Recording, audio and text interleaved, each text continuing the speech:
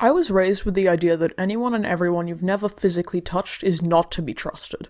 My parents, my school, and some creepy animatronic talking giraffe in the back of a large white van. So welcome. This is what the inside of a healthy Harold van is. Harold is... Thanks, buddy. Harold is a very busy giraffe, but a very cheeky. What the actual fuck? Anyway, they all told me how dangerous it is to talk to people online. And while that is true to some extent, the amount of people who keep saying everyone online is a pedophile is starting to piss me off. When I was about 8 or 9, I was playing Clash of Clans. Like, a lot of Clash of Clans. A shit ton. I needed help. I don't remember much, but for some reason there's one experience I've never forgotten. At that age I didn't know much about internet slang, and I had always been very meticulous about my spelling, which is probably why I'm such a dick about it now. I made an entire website that only consists of a slideshow of spelling mistakes by a single person. I think I had been talking to someone else in the chat, and he asked how old I was. I said my real age, and he responded with something like, "Wow, I would have thought you were 14 or something. Your spelling is really good." A little while later, I asked if I could have his email to keep in touch outside of Clash of Clans. He asked his dad, and told me his dad said no, and that he had to stop talking to me.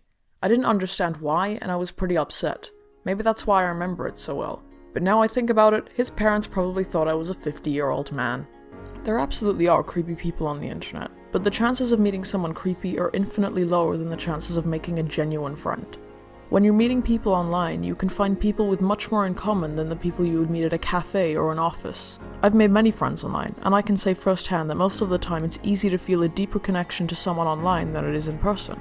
Me being incredibly socially awkward, it's also much easier to talk to people over text than over a voice chat or a face-to-face conversation, and I've found many other people feel that way too.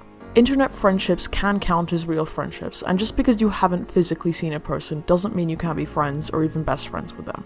When you finally meet someone who you get along with, who shares the same interests and hobbies, and who you feel you can trust, it doesn't matter how you met, or where you live, or if you ever meet in person. It still counts. Here, I'll call some of my internet friends so you can see what I'm talking about. So I just have a couple questions. First of all, have I ever met you in real life? No. Okay, and would you consider me a friend? No, you're pathetic.